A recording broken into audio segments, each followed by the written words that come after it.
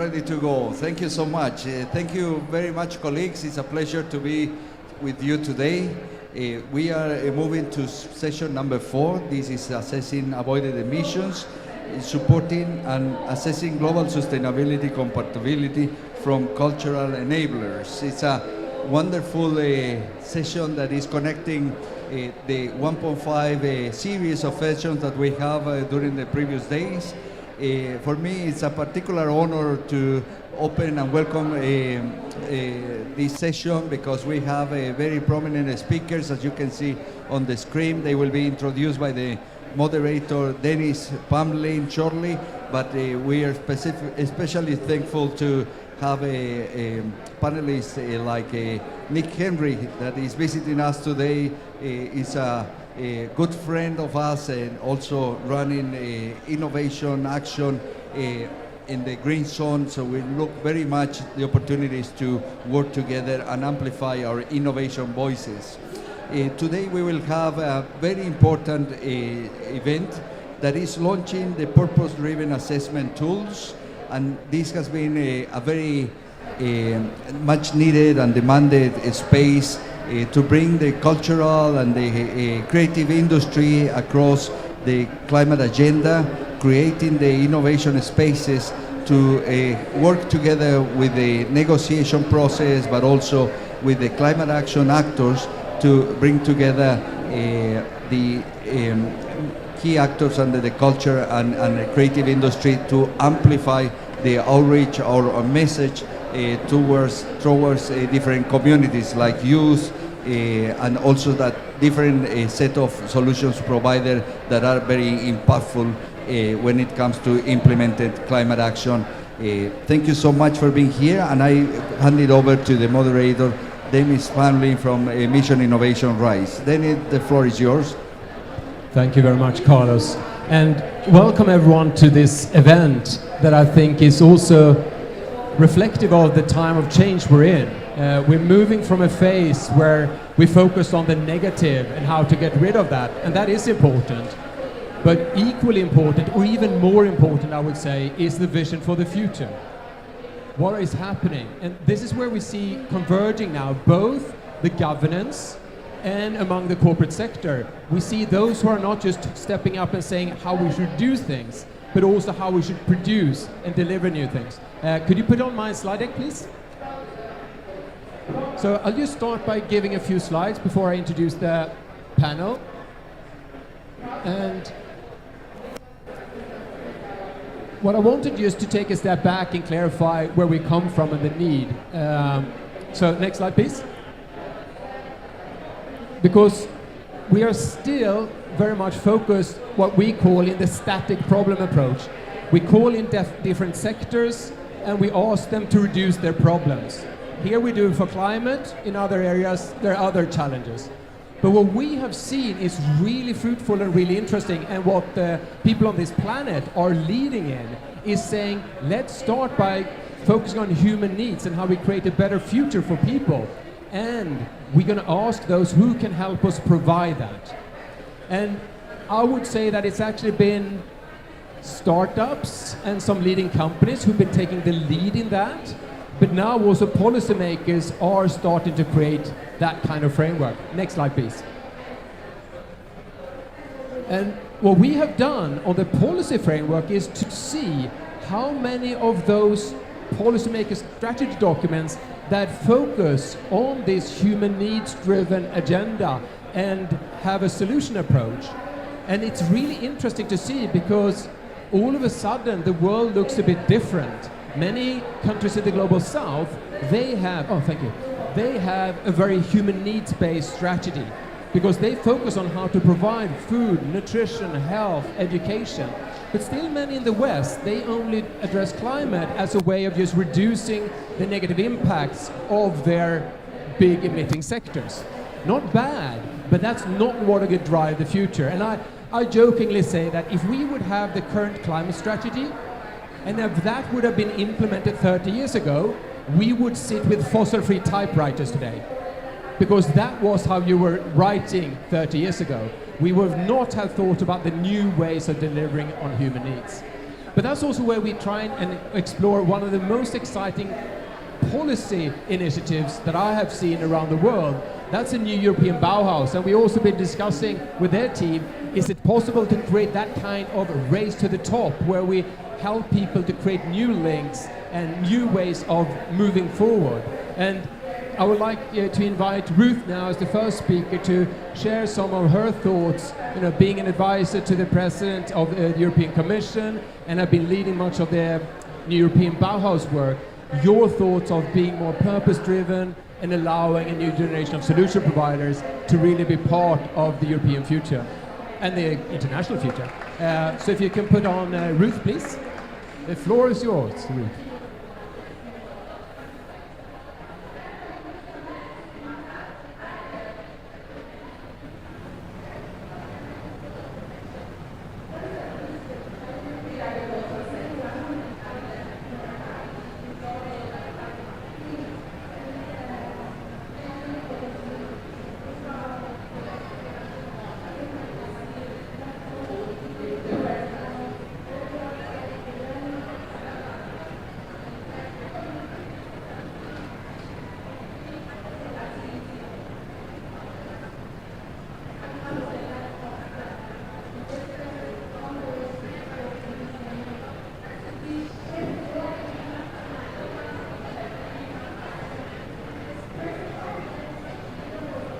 Of course we need rules, and of course we need funding, but we also need something additional which actually speaks to the heart of the people and also to the companies and the innovators and where people can relate to. So what we try to do is to actually use the power of creativity, use the power of arts and culture to help the transition happening. And obviously innovation is a huge part in there.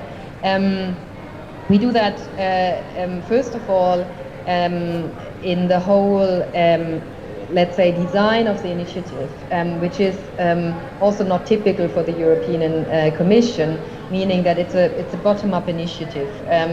We have in the meantime we have over 500 partner organizations in the European Bauhaus from all around Europe, but also some of them coming from other parts in the world.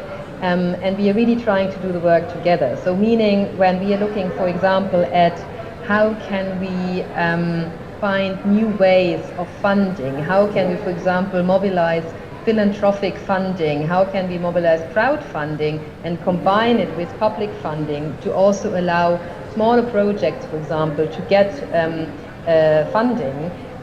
We look at this together with parts of the community who are interested in this topic and who have already experience in there. And this is very important for us. So, and also, I mean, just to stick to this example, we have seen that the whole European funding mechanisms are really done for super huge organizations. It's complicated to apply for a grant of our programs, and for small organizations very often pretty much impossible. So this is also a gap that then we want to address with this innovative funding project. But as I said, always together with the community. So for us, it's really trying to give a bit of find triggers and enablers and frameworks, platforms, whatsoever, to actually bring people together and then do something together with the community. I mean, I could now very much more go into the content of the European Bauhaus and stuff like this, but maybe we can do that later in the discussion, and I will maybe stop here for now.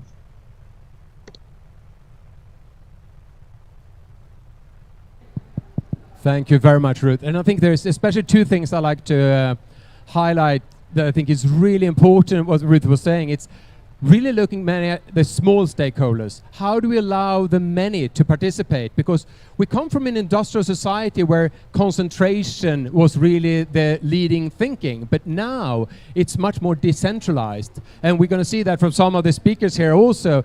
They're not huge, massive, multi-billion companies, but they are helping shape the way we think and are. And that's, I think, the second one thing that Ruth was mentioning for the New European Bauhaus, is really also rethinking our values and what the people are shaping the way we think and the way we operationalize the way we're moving forward. Could you put on my slide deck also? So then we move into the second part, which is the launch today of this purpose-driven climate impact assessment. And what we mean by purpose-driven is two things. It's purpose-driven in that we actually want to make assessment that helps us reach a goal, 1.5 global equity. And the other one is that we also want to allow for purpose-driven companies to be part of this, because most tools today, they treat companies as a legal entity that is reacting to risk. But many of the startups, companies today that we find exciting, we have 3 examples of them here today, they are mission and purpose driven. They are created and they are driving to make the world a better place. And therefore, we've developed this 4-step approach for these kind of assessment. The first one is what you always do. You look at the product. And let me take garment and tires as an example. We're going to go through this. So you look at the garment and you try to improve that, or you look at a tire and you try to say, how can we make this tire more resource efficient? But then, what we say then, if you're purpose driven, you need to look at when are you providing a value to people? And if you provide garment, that's where you are in the wardrobe. So you can't just look at your garment. You need to say, how many am I selling? How long do they last? Because that's the full impact you have. And if you make a tire and say, oh, it's carbon free, well, but it's done for vehicles and oil platform, then it doesn't really matter. But if the tire is made for bicycle, all of a sudden it's part of a system that actually is important. But most of the initiatives today, when you assess, you don't look at that. You only look at individual products and you assess those. And that, of course, is no way to promote system change. And that's also when we add our third part, which is where we have the most advanced assessment that is quantified. And that is, how then are you affecting people's lifestyle? Because if you make a tire for an SUV that is fossil driven, you have people driving around in that car, buying food and doing all the things. But if you do that for bicycles, you're improving people's health. You're supporting a new kind of infrastructure. You're allowing people to live a different lifestyle that is much more healthy. Or if you have a wardrobe that encourages people to be outdoors, to reconnect with nature. I'm stealing some of your thunder here, Eva, sorry. Who's going to talk about Houdini's work. And then some of the work also, if you're a tire manufacturer, of course, then it's the same thing. But the last and the most important thing, what these companies often do, it's change the way we think and operate. And that is something that is really at the cutting edge. And here we can't really quantify, but we can discuss what kind of feedback system, cultural settings are happening here. So are you helping people to share more, to be more caring about each other? Or are you making people more insecure to try to feed their lack of belonging with consumption? These things also needs to be discussed. So that's what we've done. And what we see also is that what is exciting is that the order of magnitude is very different in impacts. So if we look at the product, if you look at the product, that will look amazingly important to you. And it often is. And you should never let that go. You need to look at the product. But for most of those that we have looked at, when you start looking at the service system that is providing for lifestyles, it's at least 10 times more, sometimes 100 times more important.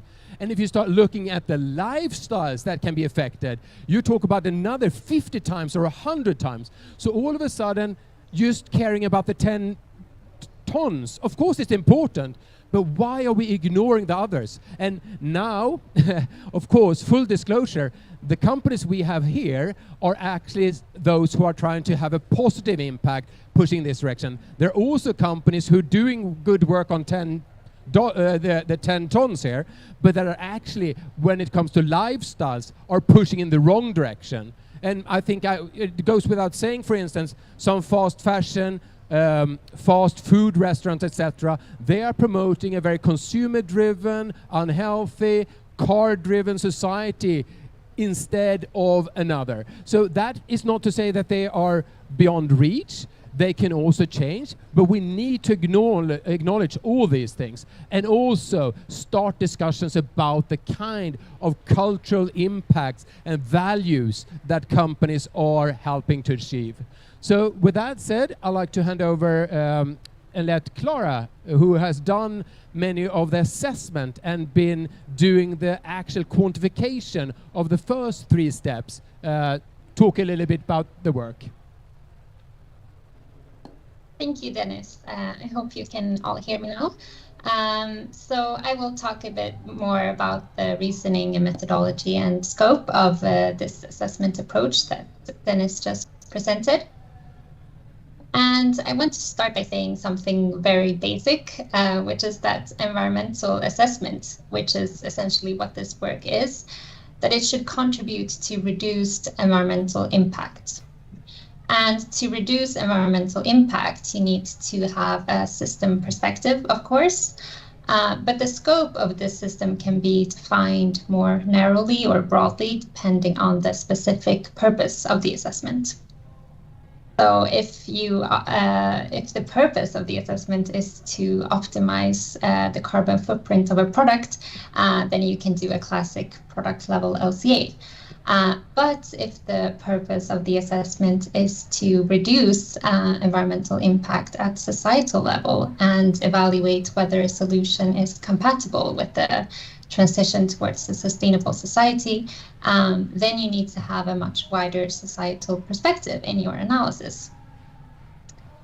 And this includes assessment then beyond the direct effects and impacts of the solution, to also looking at the what kind of society and lifestyle the solution is enabling and promoting, as Dennis just said. And given the state of our world, I think most of us can agree on that we need rapid and transformational change in order to limit temperature rise. So we need to primarily assess solutions for their ability to be system transforming, because we can't reach our climate targets by doing incremental improvements at this point. So the assessments shouldn't be focused on that either. Because if we do, we also run the risk of missing the opportunity in solutions that can actually be system transforming and reduce environmental impacts at system level. So I hope you have gathered that there's many advantages with assessing solutions from a larger system perspective, but it also comes with many challenges, of course. And this is illustrated by the graph that you're seeing on the screen. Or I don't know if the screen is actually showing my slide now. Can you see the slides from Dennis' presentation? No? Okay, anyway. What I want to say is that the main challenge with this approach is that the complexity of the assessment naturally increases with a wider system perspective, and so does the uncertainty in terms of the data. So the reliability of the results naturally goes down, but on the other hand, the relevance of the assessment is increased because we are actually addressing the core questions that all environmental assessments should start with, which is this solution compatible with a world where 11 billion people can live a good life and that is compatible with 1.5 degrees? Yeah, here we have the graph. Perfect. I will hand over to you now, Dennis.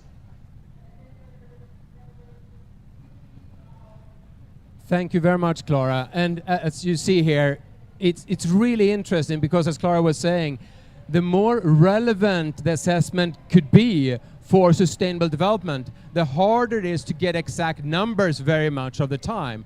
So much of the current work is driven by compliance and a rigor in providing numbers.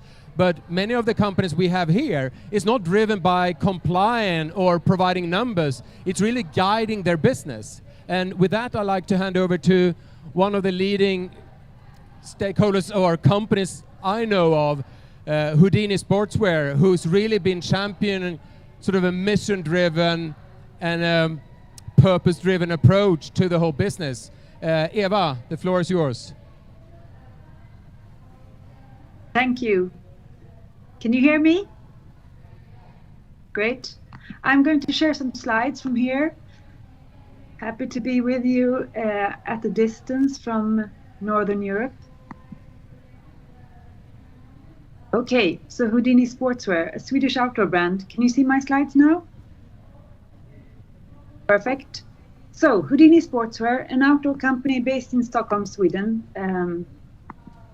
And this is the dream that we have as a company and as individuals within this company, to live the maximum experience type of lifestyle that we love, but to have zero negative impact on life, and also move beyond then towards positive impact. And the gap between where we are and the world that we could create together, it's nothing new to any of you guys, of course, but I think it's important because it's a massive journey, and the journey is not about looking at this planetary boundaries framework and realizing that we're out of bounds more or less everywhere nowadays in 6 out of 9 boundaries. It's not about reducing negative impact as a driver for who we are and where we want to go. This is our driver. This is where we gain our energy to realize that we can have a flourishing half-Earth society for all. Not only our species, I would like to add, it's about the living system that we're part of. So, since a long time, 21 years to be precise, we've been on a collaborative journey of discovery to make this a reality. And of course, what you talked about in terms of data is part of that. We have to, we don't have the ability to crack the code or to have exact data. We have to catch the rhythm and have an understanding of it in a more holistic sense sometimes. We're part of an industry that is a $3 trillion take, make, waste industry. So it's a huge, massive challenge, but there's a huge opportunity for ripple effects, and I'll get back to that. We've been designing for circularity, the way nature works since 2001. And just to quote, life is like a woven fabric of relations, and what we do to nature, we do to ourselves. And of course, this is not how we're acting today, and this is where we bring our philosophy to work, and work in a way and aspire to become a partnership or form partnerships with nature in every sense of the way. How we work with relations in society and with our customers and users, and also how we work in terms of technology innovation. And with that said, it's not about technology innovation only. It's about the volumes we produce. So products, design, production, but then volumes, which is very rarely addressed in our industry. And then lifestyle, the lifestyle that we enable and the lifestyle that we inspire to. That's the way we look at impact, positive and negative.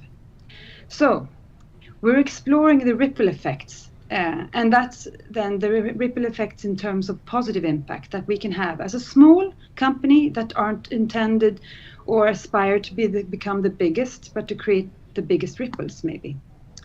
So creating ripples then within the industry or within trade or business, it's about the product and how we have an impact there, of course, but then the volumes we ourselves produce in a responsible manner. And the lifestyle in a corporate world, what does that mean? How we maybe share information, how we collaborate rather than compete and so forth. And in a user perspective, how can we then enable a lifestyle that is relevant and interesting for the future when we want to create among users? Can we create a small wardrobe that does more for our customers rather than a huge wardrobe? Or anxiety for not having the right color for the season? All of that has to do with volumes, and how do we act responsibly then?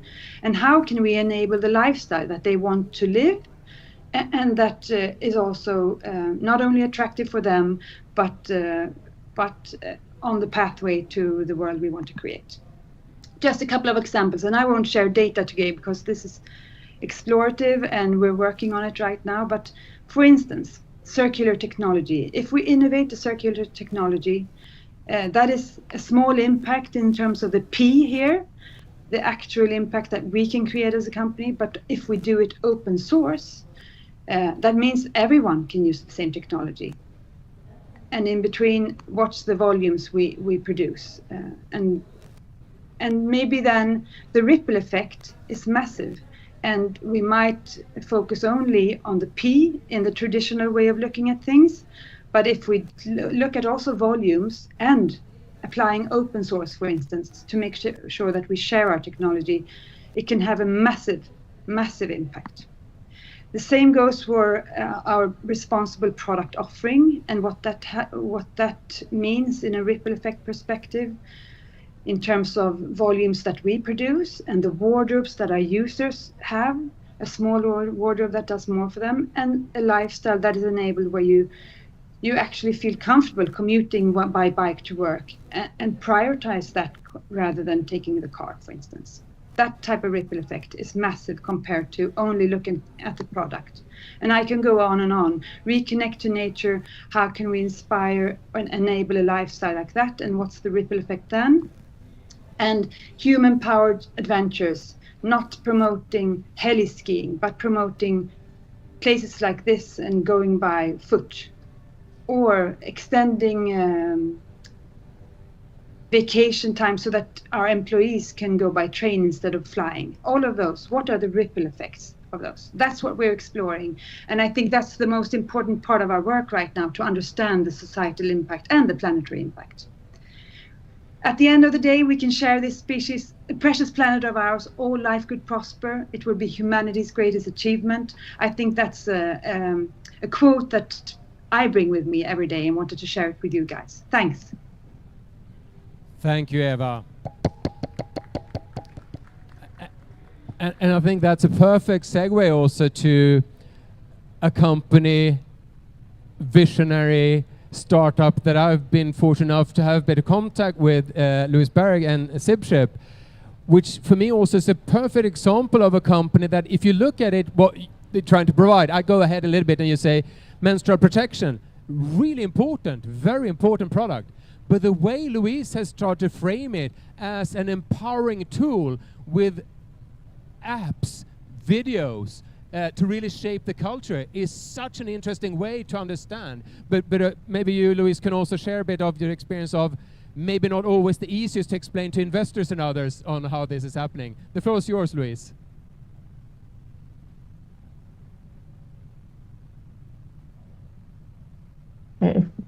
Now? Fantastic. Hi, my name is Louise, and thank you so much for being here. Thank you for the introduction also, Dennis. Yes, I have been working like an entrepreneur and innovator for the last 5 years or something like that. And one of my topics is a new menstrual protection. But the problem, or if you can say that, the menstrual protection is not that the product itself is the big invention, is the total. Because my purpose is to make a change in the world to increase the life for both women and young girls, both here in Sweden, but also in Kenya or Bangladesh or in America. Because the bodies is not different. I have been working for NGOs before, and when you see products for women in poor countries, you make it cheaper and easier. And I have actually seen pads that look like papers, and people are like, this is really good because it's free, it's cheap. It's like, but you can't use it. And this is also, you have to, if we are going to make a sustainable world, we have to, I think, should not say have, that people like in Sweden or in other ways, the body is looking the same, even though you're poor or you're rich or you're living in a cold country or in a warm country. And that is my topic, because I was doing a documentary about menstruation. And in this subject, during this project, I saw the need that, like, we are not talking about this in Sweden, but we are not talking about this in other countries as well. And what I found out was that we are in a need and another menstrual protection, so I'm starting to do this. But the protection itself, the product, is not my purpose. It's not the goal. It's not like my baby. For me, it's the baby is to change, make a change. That all women and all girls and all people have the right knowledge about their own body. So I don't think you can do only a product and to make a change. You have to do education or movies. But most of all, you have to have collaboration in this work, because by yourself you will not be able to make a change. That is my belief. You have to have collaboration from different parties. So now I'm working with university, I'm working with big companies in that are selling clothes, or commercial companies. I'm working with institute. I have been talking with RISE. So you have to see the problem from different angles. And if everybody can provide with their expertise, then it's possible to make a change. But one of the biggest challenges I have had, this is to find finance and stuff. That is that in the entrepreneur or innovation system, is that the product is the most important thing. I don't know how many times I have heard it, but this is your baby. It's like, no, it's not my baby. This is a tool. The product is a tool to reach a change. But if you're giving all the focus on the product, then you miss all the other thing that is actually the most important thing to make the change that I want to do. And if you look at the innovation system, I don't know how it is in other countries, but like in Sweden, we have had this tradition that one of the first thing you have to know if you have an idea is that you will create a need. That is how you work. That is how you make a new product, a new business. You create a need. It's not necessary that it is a need, like a new shoe or a new phone. You create a need instead of looking at what kind of need is there that I can solve to make the world a better place. And I think it's something in that we have to see, go through all the old truths, all the old beliefs in how you do making business, in how you're counting goals, in how you're counting money, to make a change in the entrepreneur world, to just make that impact innovator like myself, purpose-driven innovator, can have the chance to actually reach the market. Because if you have to have this fight all the time, that you want to do you have to create a need, or that all the focus is on the product, then I will not make it. Or it will be very, very hard anyway. So it would, so that is, I think that is like the future, to see in different way that will like throw away all the old way of doing it, and we will create new ones. Now I don't have actually no idea how long I have talked to, but I guess I have spoken all my time now. So that is something that I'm working with, but it's really fun also to see how you can do it in another chains. But most of all, work together with different parties and partners, and definitely in other areas that you don't have any clue about.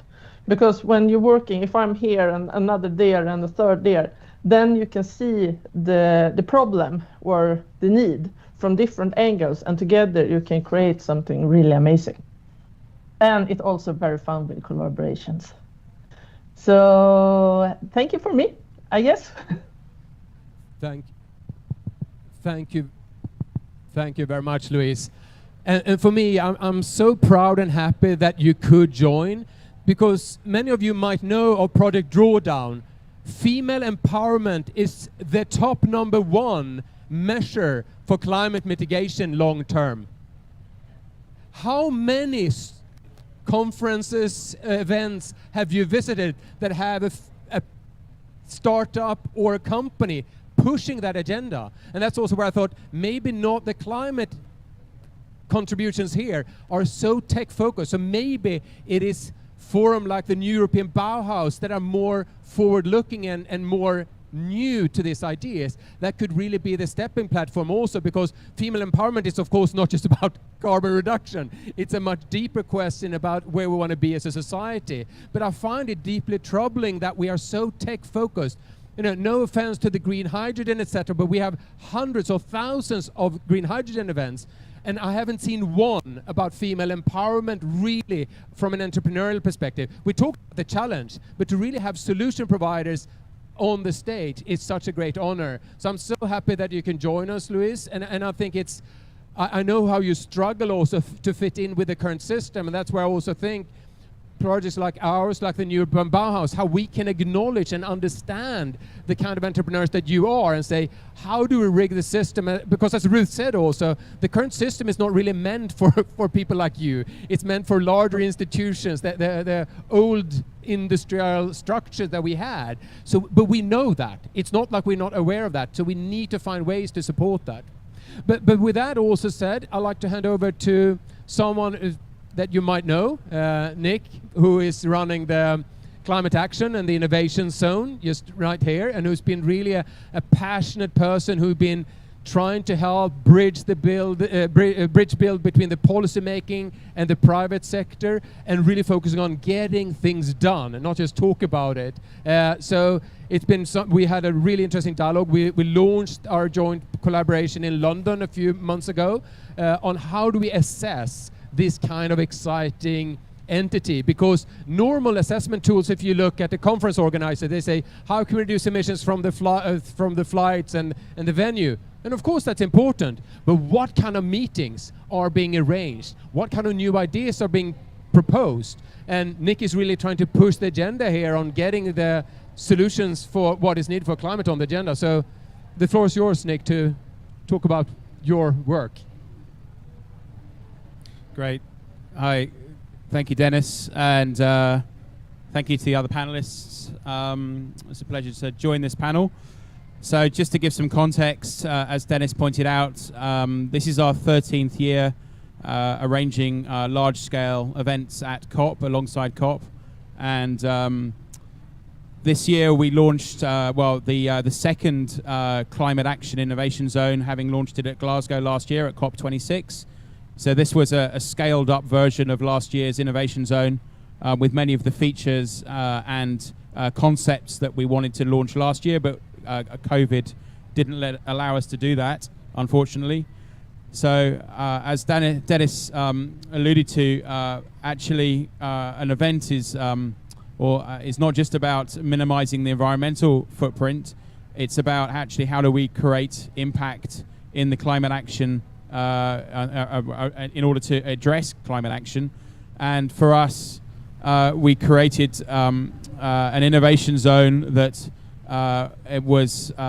has approximately between 5,000 and 7,000 attendees over the, we don't know the full numbers yet because we're still running it and we haven't done the numbers, but it's somewhere between 5,000 and 7,000 attendees over the 2 weeks.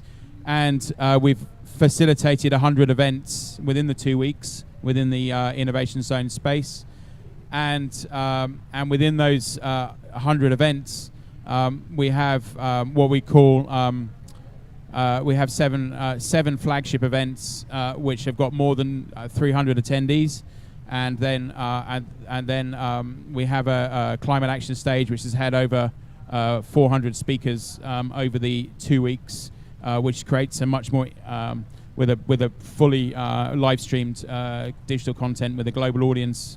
So we've created a space to try and generate exponential impact, and we've been focusing really hard on how to create a space for the private sector to convene with the public sector at a national and subnational level, and do that within an open environment without the restrictions of a blue zone or green zone badging policy, with full digital accessibility as well for participants. So we don't know the full results yet. The last day is tomorrow, but there's a lot of. I think we've managed to achieve a huge amount this year in the implementation, given some of the many challenges we've had in terms of execution on the ground here, which have been challenging, and I'm very excited to be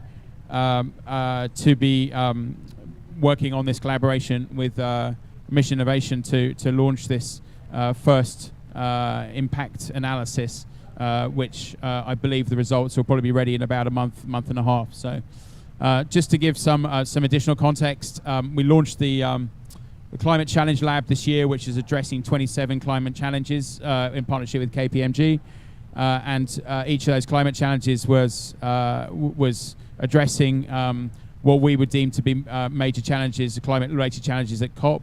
The attendance was, it's a small intimate space, but attendance was between 20 and 30 attendees per session.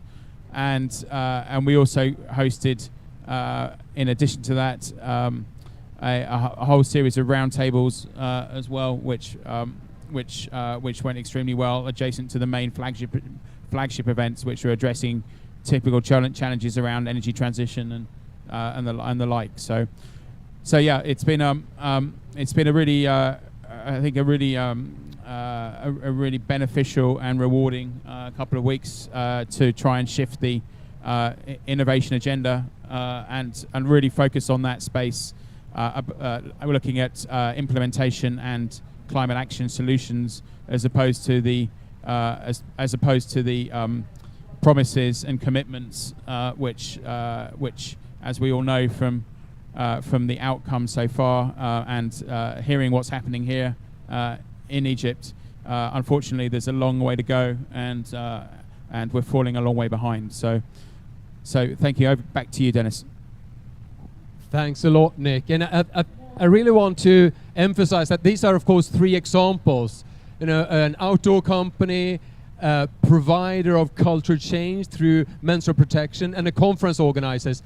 It's not the obvious trio, but basically we wanted also to bring in very different companies to say that if we want to create a beautiful future where people are really trying to create that, it comes from all walks of life.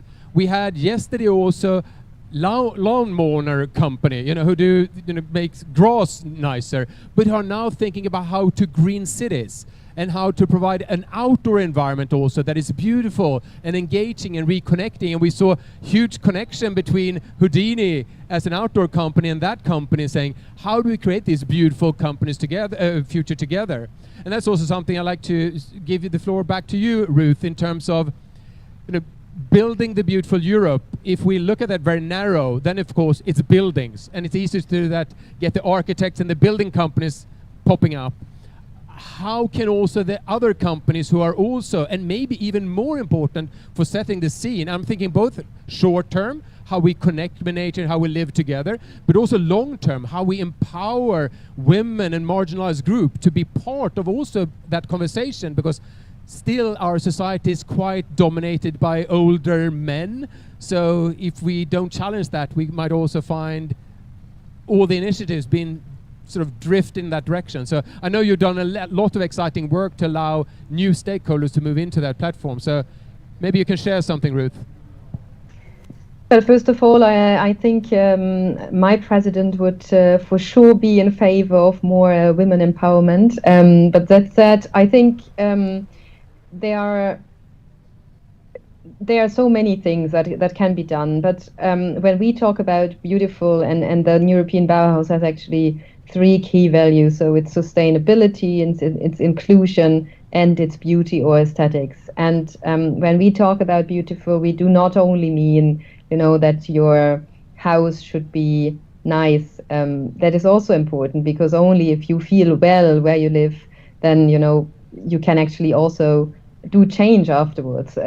But it's not only this. It's not only about having nice clothes or whatsoever, but it's much more also about this quality of experience and very much linked to inclusiveness and to bring people together from different backgrounds and to make space for those who are normally not the first ones, who get access to privileges, funding, and whatever else.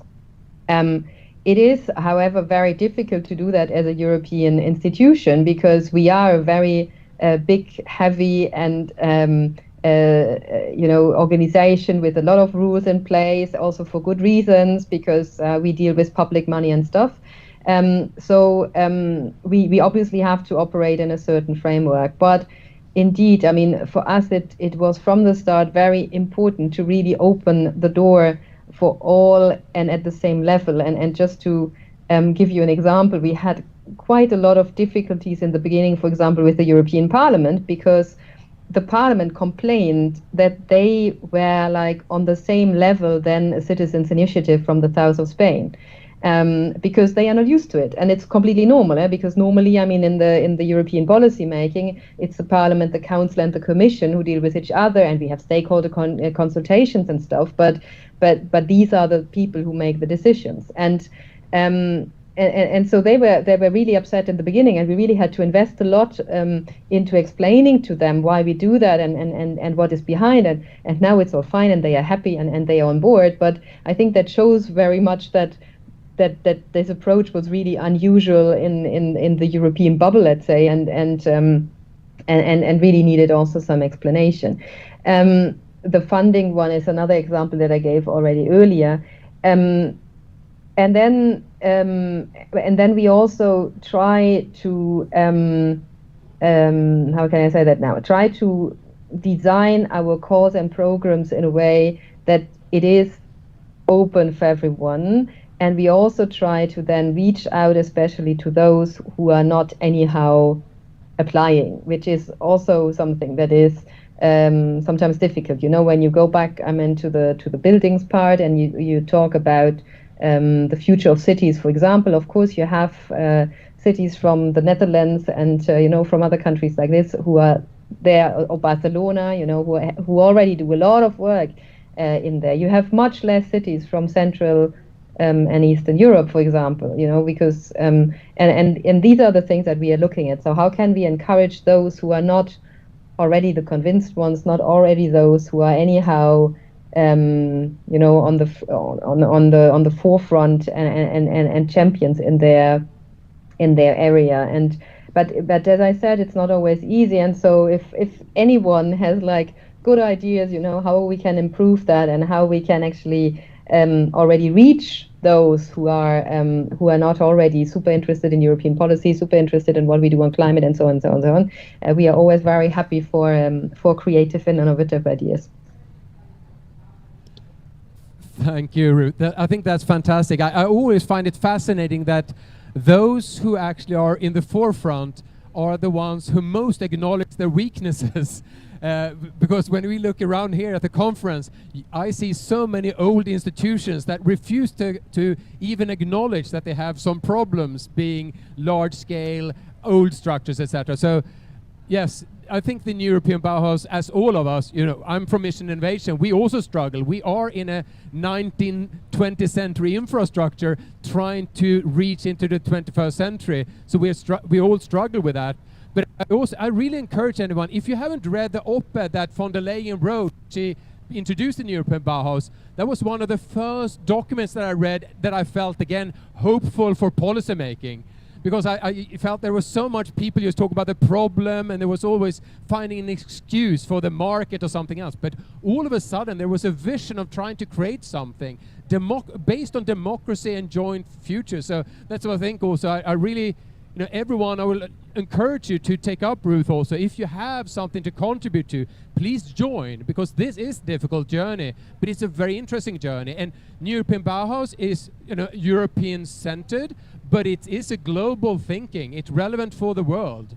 So anyone around the world, I think, do what you can to support that. But with that said, I'd like to also hand over now to Eva again, and if you can say a little bit about your thinking about the next steps? What is important for a company like you, who's really at the forefront? What are some of the main challenges, but also some of the main opportunities for really accelerating these ripples that you talked about? Beautiful images, but I think also a beautiful image to keep in your head, to think about ripples.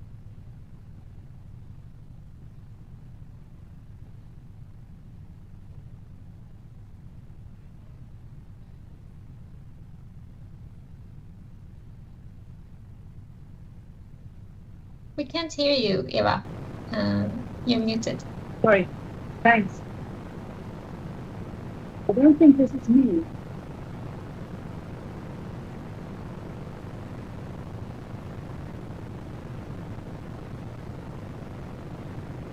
Eva, can you? No, Yes? no, you're on. Yeah. And now the noise disappeared. Great. I will try to speak anyways. Dennis, there's a lot of things on our journey ahead, and there's a lot of hard work, and I truly understand you, Louise, when you're explaining how it's frustrating with the current system, and I would like to comment on that because we have a very narrow look at value creation today, and it's only monetary. But what you are explaining, Ruth, is a much broader sense of value creation.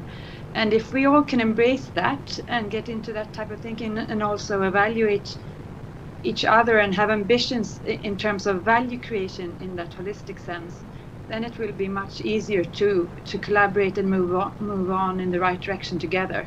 But it's frustrating with this narrow perspective, and maybe apart from what we can do internally and share with our peers in the industry and beyond, I think advocacy in a way to push, not only push our governments to become more like Ruth, but also give them courage in showing that we will support them the day that they start working in this way, because we are moving from an old to a new paradigm, and there will be things that are tough as well. But what I can see sometimes is there's beautiful language and promises from a company in one direction, but when it comes to elections and lobbying, you're actually working in another direction.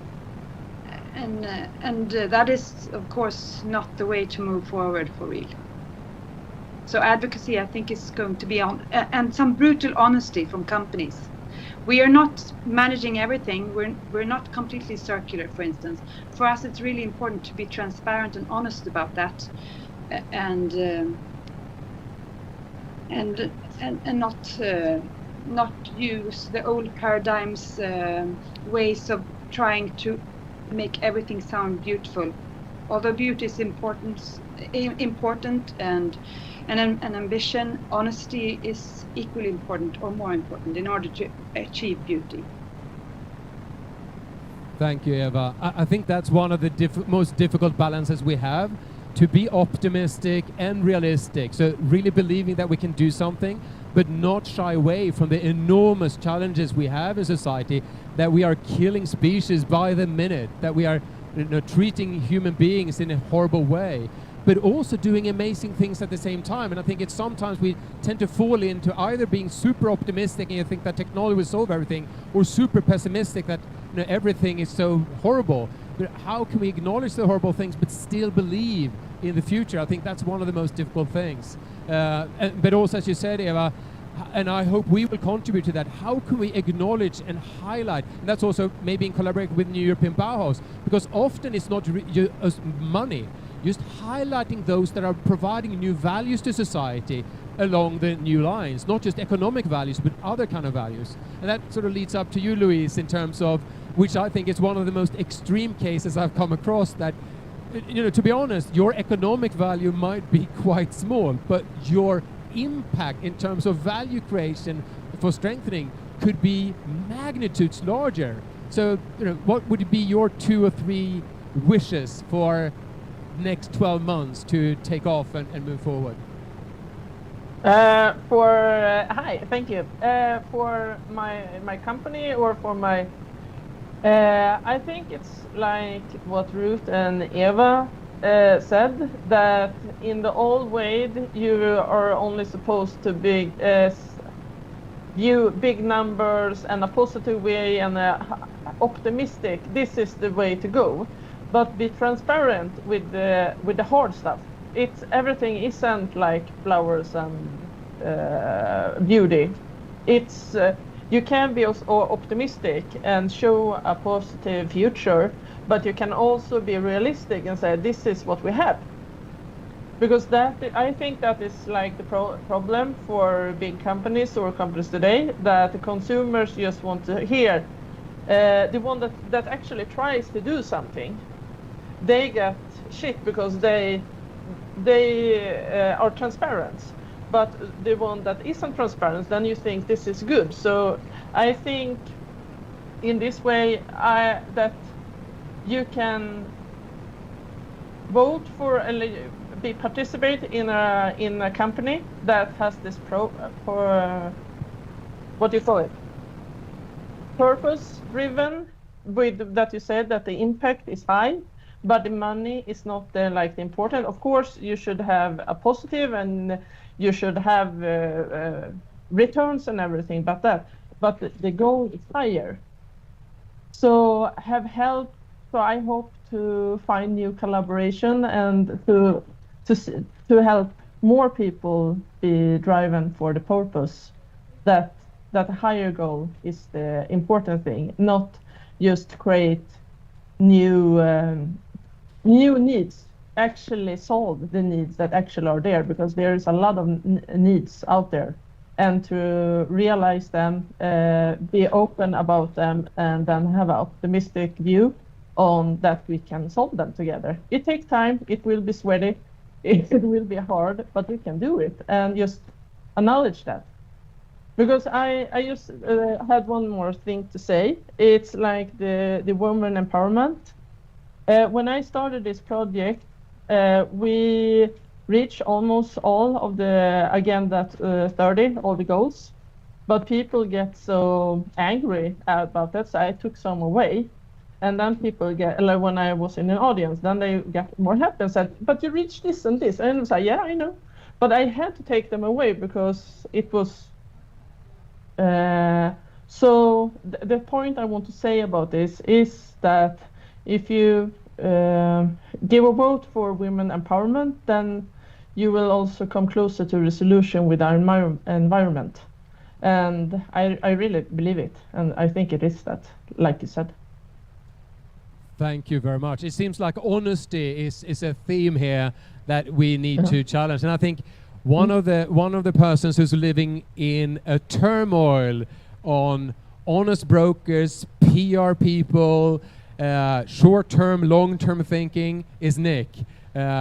Companies coming all around the world with different agendas. You're thinking on how you can contribute to an honest discussion about this in a very complicated environment where many people are intrapreneurs also within their companies. They're trying to change from the inside. Not always everyone is on board, etc. So how do we maneuver and create these spaces for people to really move forward?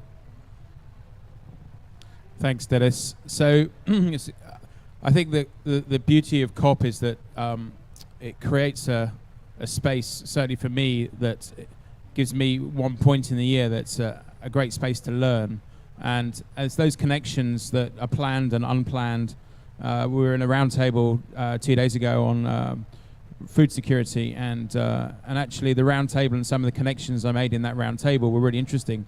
And it made me think actually that we're doing many things wrong, actually. And so I went back to the drawing board after that on ways that we can make roundtables more effective, and ways that we can bring people from around the world into the roundtables rather than actually limiting it to those that have the means and the time to attend COP, because actually what we really need is we need to bring those that can't afford, or those that are from the global south that don't have the means, into a level playing field and platform that actually we can get all voices together at the same time. So So for me, COP is always a learning process, and many people say things. For me, it's not the value isn't hearing someone say, "Well, you've done that really well." It's actually someone saying, "Well, that was okay, but what about this?" And it's taking those things away for me that actually make it the create value for me in the planning and the thinking process. So. And the post-event analysis part is really interesting as well, because we get to ask the questions, and it's not about the nice questions, it's the hard questions, which is, what could we do better? How could this be more effective for you? And actually, the role of digital and the effect of the pandemic has changed all our perspectives, because we've realized that actually we can create content that engages people from around the world, and we can bring speakers and people that can contribute, as in this panel, from all around the world. So I think we've all learned a huge amount in the last 2 years about the impact or the effect of of how technology can facilitate a rapid transition and change, and that technology is going to be absolutely critical for us in the fight against climate change, because it's only technology that's going to enable us to solve the problems. Policy isn't going to get us there. So it's the technology and the solutions and our ability to deploy and our ability to fund and the role of the private sector to make that happen, which I think is going to be incredibly critical as, unfortunately, we gather again year after year in the annual COP meetings. We showcased actually a really interesting US NGO called the Climate Clock, and we wanted to build the issue of time into thread it through and weave it through everything in the innovation zone this year. And the Climate Clock is using IPCC data, and it effectively records and publicizes a number of key metrics, one of which is how quickly we're burning through our global carbon budget.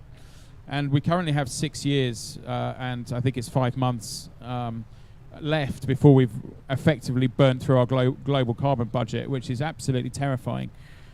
So we talk about the decade to deliver, and we talk about the 10 years left, and we talk about the net zero targets. But what's really, really scary is actually when you start to put it in context of years and months and days, how close we are to a precipice that is going to be incredibly hard to recover from. So I would urge you all, if you're not familiar with the Climate Clock, to take a slice of that reality, which is 6 years and 6.5 years roughly left, because the urgency is extremely real, and net zero targets by 2030 or 2050 are just going to get us nowhere near where we need to be. Thank you, Nick. Sobering words, and just like to say that after COP, this purpose-driven tool will be on Mission Innovation's Net Zero Compatible webpage. And one thing that I think was extremely refreshing, I'm so happy for this panel, because this panel is really where we try to bring together the frontiers, the most exciting scientists trying to assess these kind of things, the policymakers who are really trying to think in new ways of creating a better future, some of the companies really thinking about how we move this. And I think it was one common theme that everybody says, we are not even close to knowing what to do. We're still feeling our ways forward. And these are people at the very forefront. So be aware when you hear all the people who are so secure that they have these solutions. Be aware that those are probably not really being honest. They're probably wiping things to the side. So with that said, I'd like to round of applause for the fantastic panel for us to move forward with an implementation agenda. Thank you very much. That is purpose-driven.